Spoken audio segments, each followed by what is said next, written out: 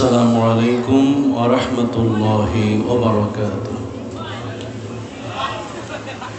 প্রথমে আমরা 7 বার ইস্তিগফার, সূরা ফাতিহা 3 বার, সূরা ইখলাস 10 বার এবং দুরূদ শরীফ 11 বার পড়ে নেই। আস্তাগফিরুল্লাহ রাব্বি মিন কুল্লি যামবিন। সবাই আস্তাগফিরুল্লাহ রাব্বি মিন কুল্লি যামবিন। আস্তাগফিরুল্লাহ রাব্বি মিন কুল্লি যামবিন ওয়া আতুবু ইলাইহি। লা হাওলা ওয়া লা কুওয়াতা ইল্লা বিল্লাহিল আলিয়্যিল আযীম। আস্তাগফিরুল্লাহ।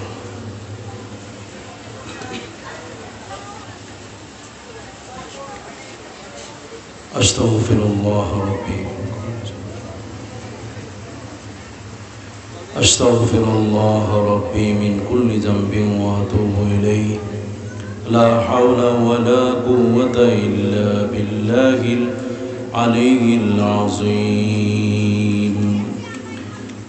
আউযু বিল্লাহি মিনাশ শাইতানির রাজীম।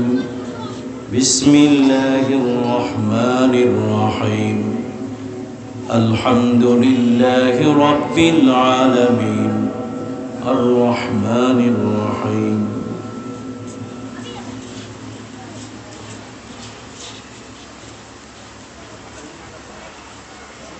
بسم الله الرحمن الرحيم الحمد لله رب العالمين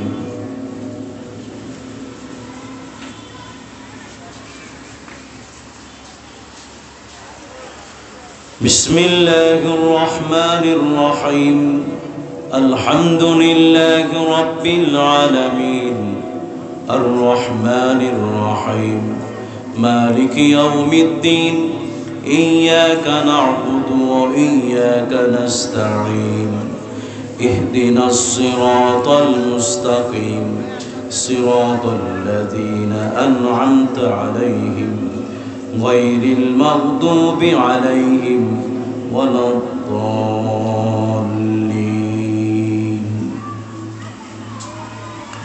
بسم الله الرحمن الرحيم قل هو الله أحد الله الصمد لم يلد ولم يولد ولم يكن له كفوا أحد بسم الله الرحمن الرحيم قل هو الله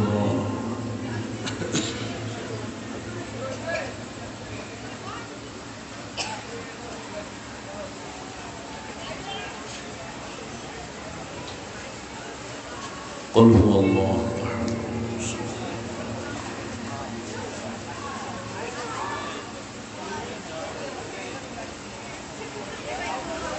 قل هو الله أحد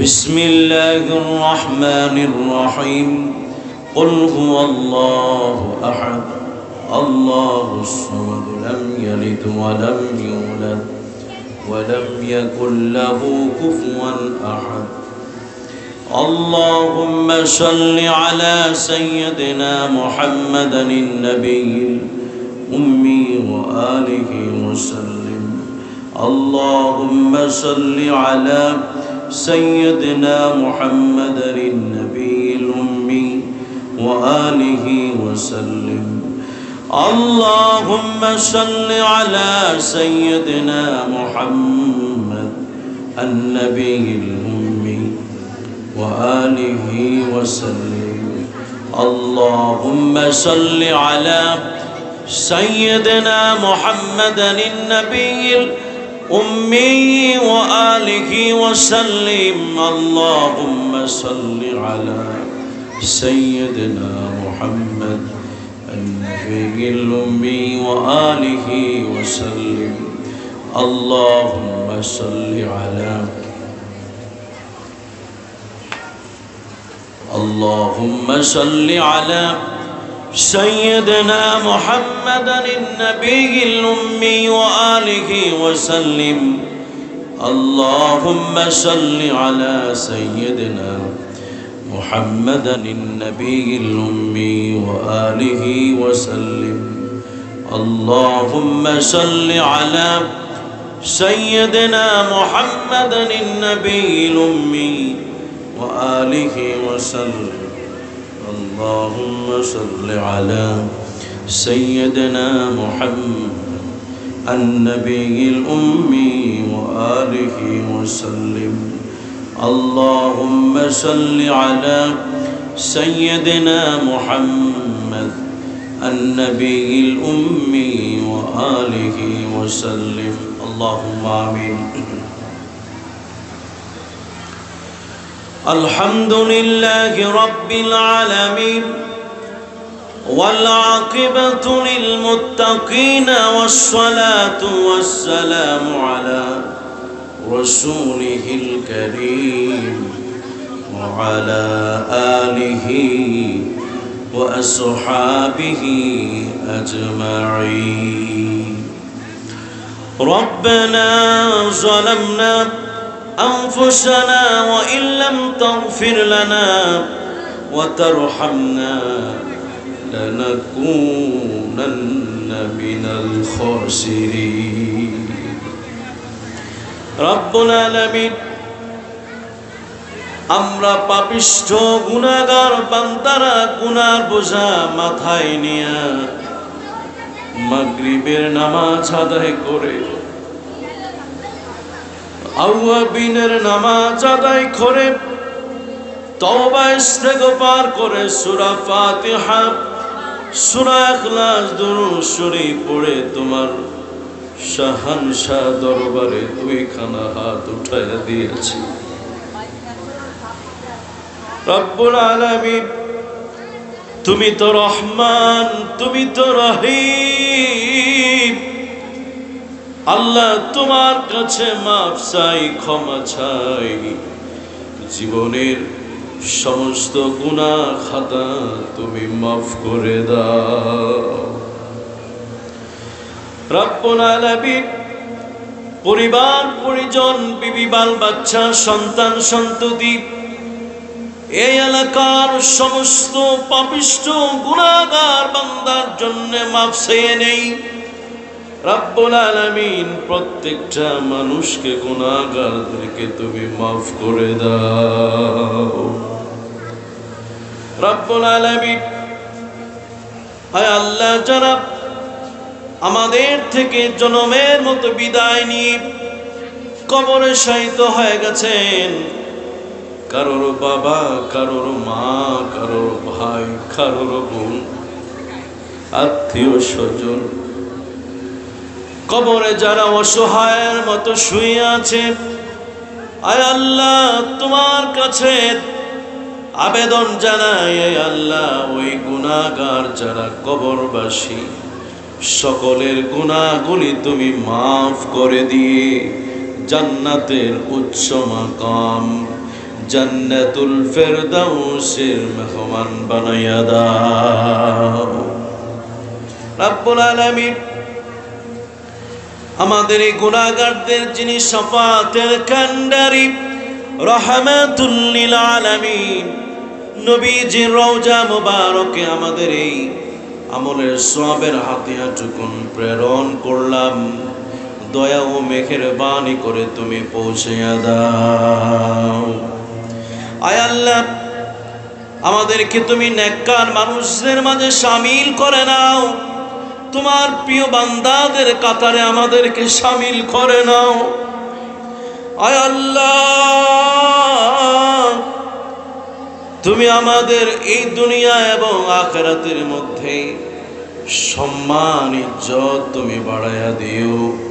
আয় আল্লাহ, তোমার খাস রহমত তুমি আমাদের উপর নাজিল করে দাও।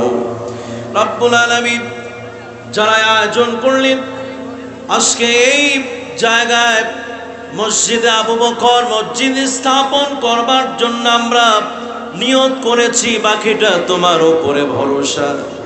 তোমার বান্দারা এখানে নামাজ আদায় করবে, সেজদা দিবে, কোরআন তেলাওয়াত করবে,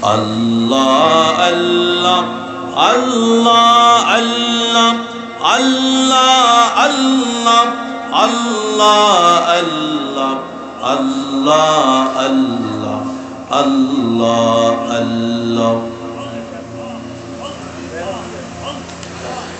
লা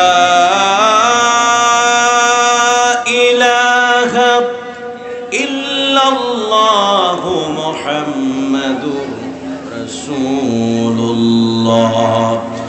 আশহাদু আন লা ইলাহা ইল্লাল্লাহু ওয়াহদাহু লা শারীকা লাহু ওয়া আশহাদু আন্না মুহাম্মাদান আবদুহু ওয়া রাসূলুহু আসসালাতু ওয়াসসালামু আলাইকা ইয়া রাসূলাল্লাহ আসসালাতু ওয়াসসালামু আলাইকা ইয়া হাবিবাল্লাহ আসসালাতু আসসালামু আলাইকা ইয়া ইমামাল মুরসালিন আসসালাতু আসসালামু আলাইকা ইয়া রাহমাতাল লিল আলামিন।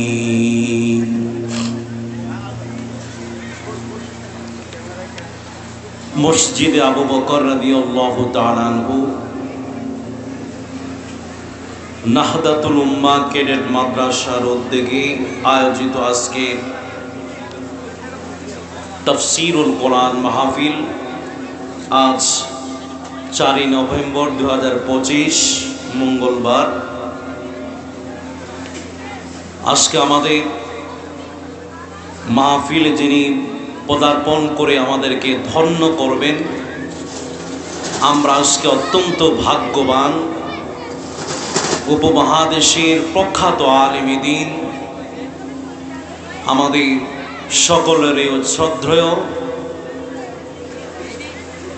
আওলাদে রাসূল আলহাজ হযরত মাওলানা সৈয়দ জাহিদ ইজ্জুদ্দিন তাহের জাবিরি আল মাদানী সাহেব, সম্মানিত খতিব হায়দরগঞ্জ তাহেরিয়া রসিমউদ্দিন কেন্দ্রীয় ঈদগাহ ময়দান,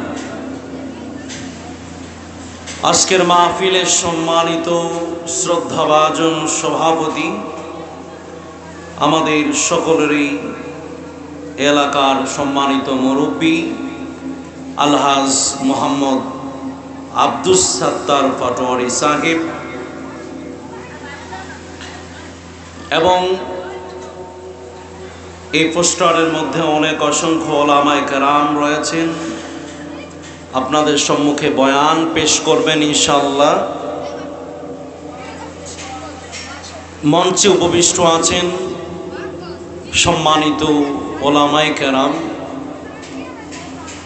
এবং সামনে উপবিষ্ট আছেন আমার দ্বীনী ভাইয়েরা, পর্দার আড়ালের মা এবং বোনেরা। আমরা সকলেই কালেমাতে শুকর আদায় করব যে আল্লাহ রাব্বুল আলামিন আজ এই জায়গাটিকে ধন্য করে আমাদেরকে ইসলাহি জলসায় আমাদেরকে বসার তৌফিক দান করেছেন। আমরা সবাই আল্লাহর দেওয়া জবানকে খরচ করে আমরা কালেমাতে শুকর আদায় করি আলহামদুলিল্লাহ। প্রশংসা করলাম কার? লাভ হলো কার? আমাদের। এবং দুরূদ শরীফ সালাত ও সালাম প্রেরণ করছি মানবতার মহামানব, শফাতের কান্ডারি, রাহমাতুল লিল আলামিন মুহাম্মদ মুস্তাফা মুরতাবা সাল্লাল্লাহু আলাইহি ওয়াসাল্লামের প্রতি। সম্মানিত মুআজ্জাজ হাজিরিন, আমাকে খুব অল্প সময় দেওয়া হয়েছে, অল্প সময়ের মধ্যেই আপনাদেরকে একটি বিষয় আমাকে দেওয়া হয়েছে, সে বিষয়ে আলোচনা আমি করব এবং আমরা সে অনুযায়ী আমল করে নেব ইনশাআল্লাহ। সবাই বলেন ইনশাআল্লাহ। এসব দ্বীনি মজলিসে কোনো মিথ্যা কথা হয় না, হয় নাকি? কোনো খারাপ পরামর্শ দেওয়া হয়? অশ্লীলতার দিকে মানুষদেরকে ধাবিত করে না, বরং মানুষগুলাকে ইসলাহি বায়ান উপদেশের মাধ্যমে ভালো মানুষদেরকে ভালোর দিকে, খারাপ মানুষদেরকেও ভালোর দিকে আমরা আহ্বান করার চেষ্টা করি। এখানে তো দুনিয়ার সাধারণ কোনো মত আর পথ আর কিতাব দিয়ে মানুষদেরকে ভালো পথের দিকে আহ্বান করা হয় না, বরং এখানে পৃথিবীর সেরা কিতাব, শ্রেষ্ঠ কিতাব, যে কিতাব লাউহে মাহফুজে থাকা, সে কোরআনুল কারীমের মাধ্যমে আমরা ভালোর দিকে আহ্বান করি, জান্নাতের দিকে আহ্বান করি। যে ভাইগুলো, যে বোনগুলো জাহান্নামের আগুনের কাছাকাছি চলে যাচ্ছে, জাহান্নামের দিকে চলে যাচ্ছে, তাদেরকে আমরা খুব আদর করে যত্ন করে আহ্বান করি, ভাই ওই পথটা জাহান্নামের পথ, আসুন আমরা জান্নাতের পথের দিকে চলে যাই। আপনারা কি বলেন, আমরা কি জান্নাতে যেতে চাই কিনা? আমরা জাহান্নামে যেতে চাই না। এই পৃথিবীটাকেও আমরা জান্নাত বানাতে চাই। জান্নাতে যাবার আগেই জান্নাতে থাকতে চাই, জাহান্নাম থেকে আমরা মুক্তি চাই। আপনারা কি বলেন? আমরা জাহান্নামে জ্বলন্ত আগুনে জ্বলতে চাই না। আমরা পরকালে জাহান্নাম থেকে যেভাবে মুক্তি চাইব, এই পৃথিবীতেও যেন আমরা জাহান্নাম থেকে মুক্ত থাকি। এই পৃথিবীতে কেউ যদি অশান্তিতে থাকে, কেউ যদি পারিবারিকভাবে, সামাজিকভাবে, জাতিগতভাবে যদি আমরা অশান্তিতে, বিশৃঙ্খলায় আমরা বিরাজমান করি, এটা কি দুনিয়ার জান্নাত নাকি দুনিয়ার জাহান্নাম? জাহান্নাম। যাই হোক, কথা বেশি নয়, খুব অল্প সময়। আমাদের কালেমার দ্বিতীয় যে অংশ, কালেমাটা হচ্ছে লা ইলাহা ইল্লাল্লাহু মুহাম্মাদুর রাসূলুল্লাহ সাল্লাল্লাহু আলাইহি ওয়াসাল্লাম। দ্বিতীয় অংশ তথা বিশ্ব নবী জনাবে মুহাম্মাদুর রাসূলুল্লাহ সাল্লাল্লাহু আলাইহি ওয়াসাল্লাম, ওনার মান সম্মান, শান মর্যাদা কেমন, এবং এই শান মানে মর্যাদা ক্ষুণ্ণ হবে, যদি ক্ষুণ্ণ হয়, ক্ষুণ্ণ করতে চায়, তাহলে সেখানে আমাদের করণীয়টা কি, তা নিয়ে আমরা আলোচনা করে আমরা বাড়ি ফিরে যাব ইনশাআল্লাহ। আপনারা বলুন তো, পৃথিবীর সৃষ্টিকর্তা একমাত্র শুধুমাত্র আল্লাহ রাব্বুল আলামিন এই জগৎ সংসারকে সাজিয়ে গুছিয়ে পরিপাটি করে, যার কারণে এত সৌন্দর্য করে সারা মাখলুকাতকে সাজালেন, যে প্রভু সাজালেন, যার কারণে, যার সম্মানে, যার শান শৌকতে, তিনি কে? মুহাম্মাদুর রাসূলুল্লাহ সাল্লাল্লাহু আলাইহি ওয়াসাল্লাম। এটা কি আপনাদের বিশ্বাস হয়?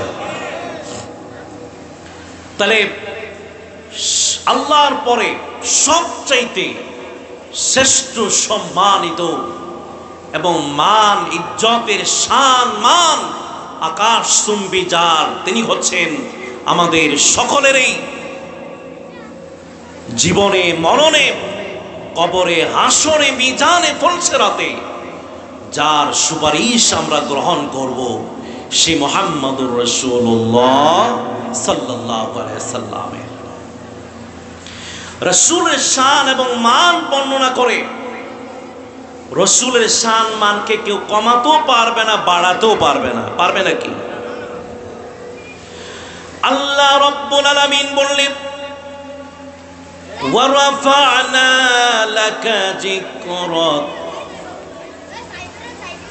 আমার এই প্রিয় বন্ধু মুহাম্মাদুর রাসূলুল্লাহ সাল্লাল্লাহু আলাইহি ওয়াসাল্লামের শান মান যে আকাশ চুম্বি, তা আমি আল্লাহ রাব্বুল আলামিন ভালো করে জানি।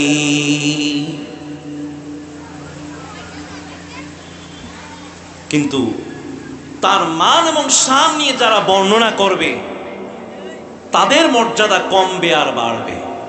যারা রাসূলের মান নিয়ে কথা বলবে তাদের মর্যাদা কি বাড়বে না কমবে?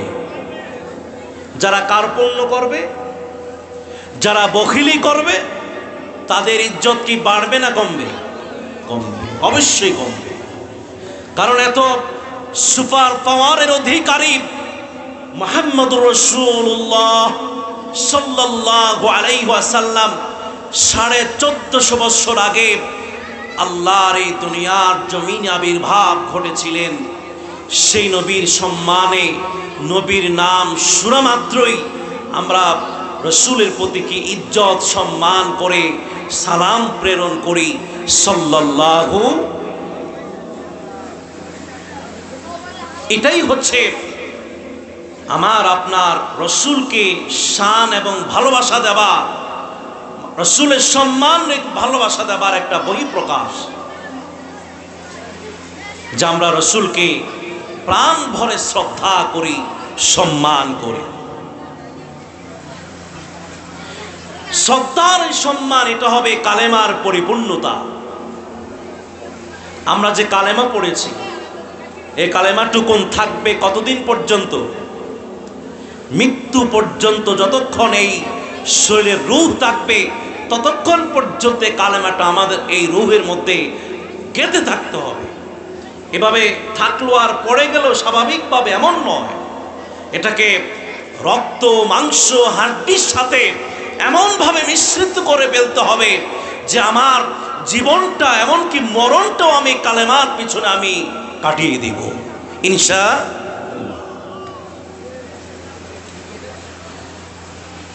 আল্লাহর হাবিব সাহিবুল কোরআন, যে কোরআনের অধিকারী পৃথিবীর অন্য কোনো মানুষ মিছিল করে, মিটিং করে, টাকা দিয়ে, শক্তি দিয়ে, ক্ষমতা দিয়ে, কথা দিয়ে, চেহারা দিয়ে, সুরত দিয়ে কোরআন ওয়ালা হওয়া সম্ভব।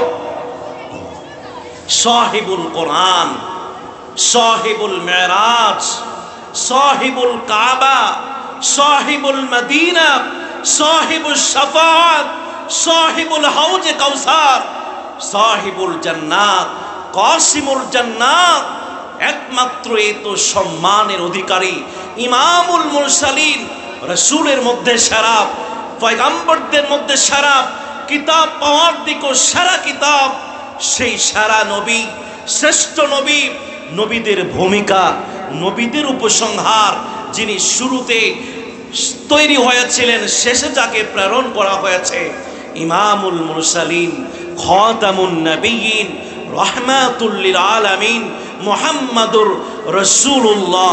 চিৎকার দিয়ে বলি সাল্লাল্লাহু আলাইহি ওয়াসাল্লাম। নবীর এই শান মানে আমাদের কলিজাটা ভাগ করে দিতে হবে। কার জন্য? রাসূলের জন্য। আপনার সন্তানের জন্য আপনি কি করেন? আপনার বাবা মায়ের জন্য আপনি ভালোবাসায় মেতে উঠে আপনি কেমন আচরণ করেন? এর চাইতে বললাম যে কলিজাটা ভাগ করে রাসূলের জন্য রেখে দিতে হবে। ঠিক কিনা বলেন? আল্লাহ রাব্বুল আলামিন বললেন, কুল ইন কানা আবাউকুম ওয়া আবনাউকুম ওয়া ইখওয়ানুকুম ওয়া আজওয়াজুকুম ওয়া আশীরাতুকুম ওয়া আমওয়ালুন ইকতারাফতুমুহা। এভাবে শেষ পর্যন্ত কোরআন এর আয়াতের মধ্যে এমনভাবে বলা হয়েছে, তোমার বাবা, তোমার মা, তোমার সন্তান, তোমার ভাই, তোমার পাড়া প্রতিবেশী, তোমার বন্ধু বান্ধব, তোমার প্রিয় সম্পদ, তোমার প্রিয় বাড়ি, তোমার প্রিয় গাড়ি, তোমার প্রিয় জিনিস থেকে যদি রাসূলুল্লাহ যদি প্রিয় না হতে পারে, খোদার কসম আল্লাহ সরাসরি আমাদেরকে বললেন, তোমার এখনো ঈমান পরিপূর্ণ হয় নাই, হয় নাই, হয় নাই। সুবহানাল্লাহ। কিয়ামতের ময়দানে হিসাবের সময়ে এমন এক পরিস্থিতির কথা আল্লাহ রাব্বুল আলামিন বললেন, ইয়াউমা ইয়াফিরুল মারউ মিন আখিহি ওয়া উম্মিহি ওয়া আবিহি ওয়া সাহিবাতিহি ওয়া বানিহি। সেদিনের পরিস্থিতি, যেই ভাইয়ের জন্য কলিজাটা ভাগ করে দিলাম, যেই সন্তানের জন্য আমার সবটুকুন জীবন শেষ করে দিলাম, যে বাবা মায়ের পিছনে আমার জীবনের সবটুকুন সব শেষ করে দিলাম, যেই বাড়িটা বানানোর জন্য সব কিছু আমার জীবনের সব জীবন সম্পদ শ্রম পরিশ্রম যা কিছু দিয়ে দিলাম, ওই কিয়ামতের দিন এই প্রিয় জিনিসগুলো সেদিন আমাদের সঙ্গে অত্যন্ত নিষ্ঠুর আচরণ করবে। আর সেই সময় আমার সেই কলিজার সন্তান আমাকে দেখলে দূরে সরে যাবে। যে স্ত্রীর জন্য আমার জীবনকে আমি কাটিয়ে দিলাম, সেই দিন ওই স্ত্রী স্বামীকে বয়কট করে ফেলবে, মা সন্তানকে চিনতে পারবে না, মা তার সন্তানের সাথে পরিচয় দেবে না, বাবা তার সন্তানের কাছে আসতে চাইবে না, কারণ সবাই সেদিন স্বার্থপরের মতো বলবে, ইয়া নাফসি, ইয়া নাফসি, ইয়া নাফসি, ইয়া নাফসি বলবে। তার মানে হলো দুনিয়ায় যা কিছু করা হলো নিজের স্বার্থের জন্যই হলো, সেই আচরণটুকুন আমাদের কিয়ামতের ময়দানে এই পৃথিবীর সব কিছু আমাদেরকে সেই কিয়ামতের ময়দানে নিষ্ঠুর আচরণ করবে। এজন্য আল্লাহ রাব্বুল আলামিনের ঘোষণা হলো, সব কিছুর চাইতে, এমনকি তোমার জীবনের চাইতে, তোমার সব কিছুর চাইতে প্রিয় নবী মুহাম্মাদুর রাসূলুল্লাহ সাল্লাল্লাহু আলাইহি ওয়াসাল্লামকে যদি প্রিয় না বানানো যায়, তাহলে তোমার জীবন বৃথা হয়ে গেল, তোমার মরণ বৃথা হয়ে গেল, তোমার কবর বৃথা হয়ে যাবে, তোমার হাসরের ময়দান বৃথা হয়ে যাবে। প্রিয় ভাইরা আমার, কবরের মধ্যে একমাত্র রাসূলুল্লাহ সাল্লাল্লাহু আলাইহি ওয়াসাল্লাম আমাকে বাঁচবার জন্য এবং আমাকে সুপারিশ করবার জন্য কবরে আসবে। সুবহানাল্লাহ। কিয়ামতের ময়দানে সুপারিশ করবার জন্য রাসূল দাঁড়াবে। রাসূল নিজের জন্য বলবে না ইয়া নাফসি, ইয়া নাফসি বলবে না, সেই সময় বলবে ইয়া উম্মতি, ইয়া হাবলি উম্মতি, ইয়া হাবলি উম্মতি। পরেশান হয়ে আরশের নিচে সিজদার মধ্যে পড়ে থাকবেন আর বলতে থাকবেন ইয়া উম্মতি, ইয়া উম্মতি। মাথা উঠাবেন, এরপরে মিজানে চলে যাবে, যেখানে পাল্লা দিবে, দৌড়ায়া সেখানে যাবেন আর বলবেন ইয়া উম্মতি, ইয়া উম্মতি। কে আমার উম্মত থেকে বিপদে আছো? আমি মুহাম্মাদুর রাসূলুল্লাহ মিজানের কাছে এসেছি, আমি তোমাকে সুপারিশ করব। সুবহানাল্লাহ। সেখান থেকে চলে যাবে, ফুলসিরাতের পাশে দাঁড়ায় থাকবে, দেখবে কোন উম্মতি মুহাম্মদী আজ বিপদে আছে। সেই সময় টেনে হেসে আল্লাহর দরবারে সুপারিশ করবে। শেষ পর্যন্ত চলে যাবে জাহান্নামের দরজার সামনে, আর রাসূল মায়ার দৃষ্টিতে তাকাবে আর দেখবে যে তার উম্মতকে জাহান্নামে যাচ্ছে, যার মুখে দাড়ি, যার মুখে টুপি ছিল, যার যার চেহারা সুরত রাসূলের মতো ছিল, রাসূলের আদর্শ মোতাবেক ছিল, রাসূলুল্লাহ সাল্লাল্লাহু আলাইহি ওয়াসাল্লাম হাত ধরে টেনে টেনে আল্লাহর দরবারে আমাদের জন্য সুপারিশ করবেন। চিৎকার দিয়ে বলতে হবে আল্লাহু আকবার। তার মান সম্মান ইজ্জত অনেক বেশি, যার কারণে আমাদের ইজ্জত বাড়বে। প্রিয় ভাইয়েরা, অনেক দীর্ঘ আলোচনা করার সময় নেই। আমাদের পরবর্তী আলোচক হযরত মাওলানা আমিনুল ইসলাম সাহেব তিনি চলে এসেছেন। আমি আর বেশি কথা বাড়াবো না, মনে হয় আমার সময়ও প্রায় শেষ হয়ে গেছে। সবশেষ আমি আপনাদেরকে কথা বলতে চাই, রাসূলুল্লাহ সাল্লাল্লাহু আলাইহি ওয়াসাল্লামের শান মান ইজ্জত আল্লাহ তাআলা নিজেই তৈরি করে পৃথিবীতে পাঠালেন। এমনকি যখন জাহিলি জমানে মানুষ মানুষকে শ্রদ্ধা করত না, মানুষ মানুষকে সম্মান দিতে জানত না, মানুষ মানুষকে মানবতার জায়গায় পৌঁছাতো না, মানুষ যখন মিথ্যা সয়নাবে জাহিলিয়াতের একেবারে উচ্চ শিখরে উঠে গেছে, সেই সময় একমাত্র শুধুমাত্র সত্যের আওয়াজ একজন তুলেছেন, মুহাম্মদুর রাসূলুল্লাহ সাল্লাল্লাহু আলাইহি ওয়াসাল্লাম। মানুষদের মৌলিক অধিকারের কথা একমাত্র তিনি তুলে ধরেছেন। সারা পৃথিবীর মধ্যে একমাত্র মানুষের, দুস্থ মানুষদের অধিকার, নারীদের অধিকার, মানবতার অধিকারের একমাত্র একা তিনি শুরু করে দিয়েছিলেন। যদিও জাহিলির সময় মানুষ ন্যায়ের পক্ষে মুখ খুলতে পারত না, কিন্তু কয়েকজন বীর মুজাহিদ একজন একজন করে যখন সত্যের পক্ষে মুখ খোলা শুরু করে দিলেন, বেলাল শুরু করে দিলেন, উসমান মুখ খোলা শুরু করে দিলেন, এইভাবে এক এক করে যখন সত্যের দিকে আসতে রাসূলের সম্মান ইজ্জত শুধুমাত্র মুসলমানরা দেওয়া শুরু করে নাই, সারা পৃথিবীর মানুষেরা রাসূল আকরাম সাল্লাল্লাহু আলাইহি সাল্লামকে মাথার তাজ মনে করা শুরু করে দিলেন। ঠিক কি না বলেন? এবং শেষ পর্যন্ত আল্লাহ পাক বললেন, কুল জাআল হক ওয়া যাহাকাল বাতিল, সত্যের আগমন ঘটলো। আল্লাহ রাব্বুল আলামিন ঘোষণা করলেন, ওয়ারাআইতান নাসা ইয়াদখুলুনা ফি দীনিল্লাহি আফওয়াজা। রাসূল, আপনি সত্যের কথা বলছেন আর সত্যের পক্ষে আমি মানুষদেরকে পৌঁছায়া দিব। আর আল্লাহ রাব্বুল আলামিন ওয়াদা অনুযায়ী শেষ পর্যন্ত মদিনায় মুনাব্বরায় লক্ষ লক্ষ জনতা সত্য আর ন্যায়ের পক্ষে সকলে স্লোগান দিয়ে সারা পৃথিবীর মধ্যে দিন কায়েম করেছেন। আপনারা কি বলেন? সব মিথ্যা দুর্বৃত হয়ে গেল। আর রাসূলের সম্মান শুধুমাত্র মক্কায় মুআজ্জামায় নয়, মদিনায় মুনাব্বরায় নয়, বরং সারা পৃথিবীর মধ্যে রাসূল আকরাম সাল্লাল্লাহু আলাইহি সাল্লামের সম্মান ইজ্জত আকাশচুম্বী হয়ে গেল। চেহারা যেমন, সুরুত যেমন, আদর্শ তেমন, সব মানুষ হেরে গেল, সব তাকিয়ে রইল। আল্লাহ রাব্বুল আলামিন বলেছিলেন, লাকাদ কানা লাকুম ফি রাসূলিল্লাহি উসওয়াতুন হাসানা।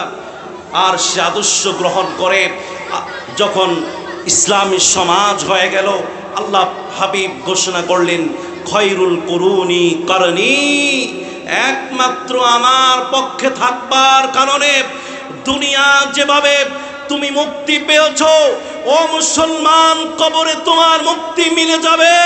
যদি আমার আদর্শের কাছে থাকো, তোমার হাসরের ময়দানে মুক্তি মিলে যাবে।